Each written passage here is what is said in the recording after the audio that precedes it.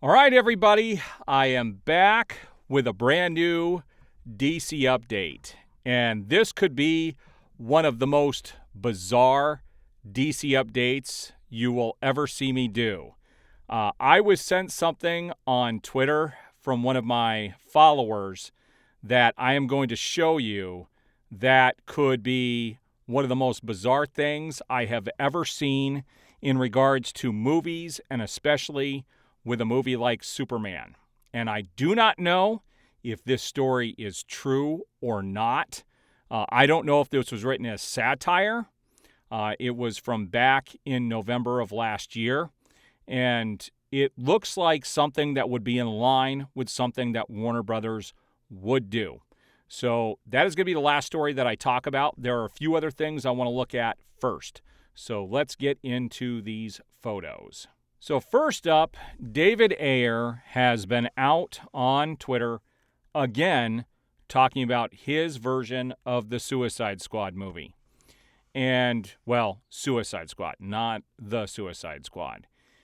Everybody wants to see his film, and I really hope one day we do get to see it. But somebody was replying to David Ayer and said, yes, I meant shut, not shit, which is what your Suicide Squad movie is. Serious question. Why did you let Leto become the worst Joker of all time? Is it because you were a effing clown? P.S. I liked The Beekeeper. And I don't see the rest of the comment. But David Ayer responded with, I didn't have control over the edit on Squad. Trust me, I am unhappier about it than you. Glad you enjoyed Beekeeper. Have you seen End of Watch or Fury? I'm proud of those. Cheers, M8. And so he was responding in the nicest way he could. But he's been on social media for the last day or so talking about how, again, he's not happy with the studio doing what they did to his movie. And he's playing the nice guy. He's not going to speak poorly about the studio in hopes that one day his movie does get to see the light of day. And I really hope we do get to see it someday. It would be amazing to be able to add this to just the first 6 movies that came out with the DCEU as a solid 6 films. All right, so let's see what we have next here. Now, Clay Staub came out and posted this. He reposted this. And this is back from 2020, September 29th of 2020.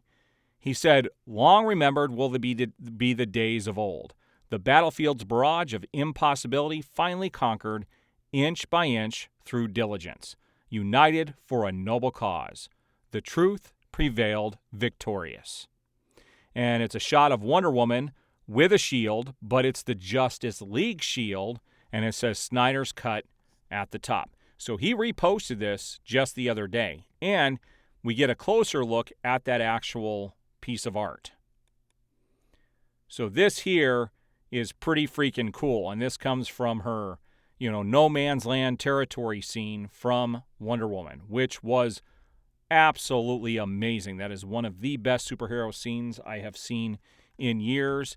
It reminded me of when I first saw Superman fly, and I loved Superman 2 as a child, and I got that same feeling of, if you haven't seen it, you should go back and look at my Wonder Woman review, because I talk about how it made me feel like a kid again, seeing her in that scene, and I felt like she was Wonder Woman.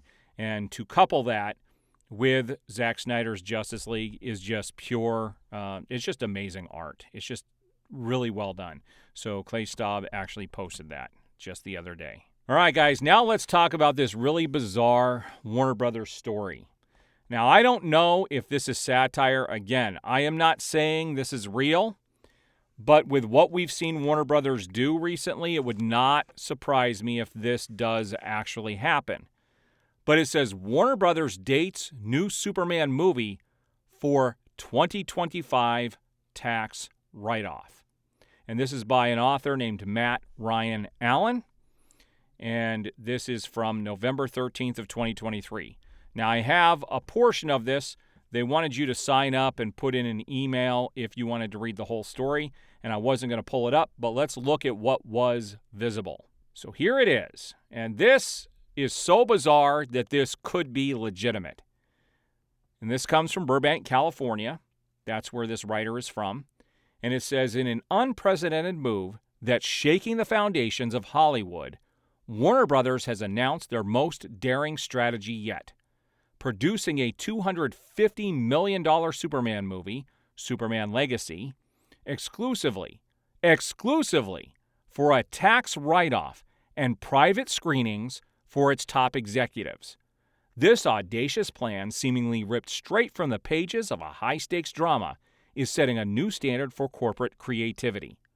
The announcement, made during an opulent gala attended by the who's who of the corporate world and conspicuously devoid of any actually involved in filmmaking, laid out the vision for the new Superman epic.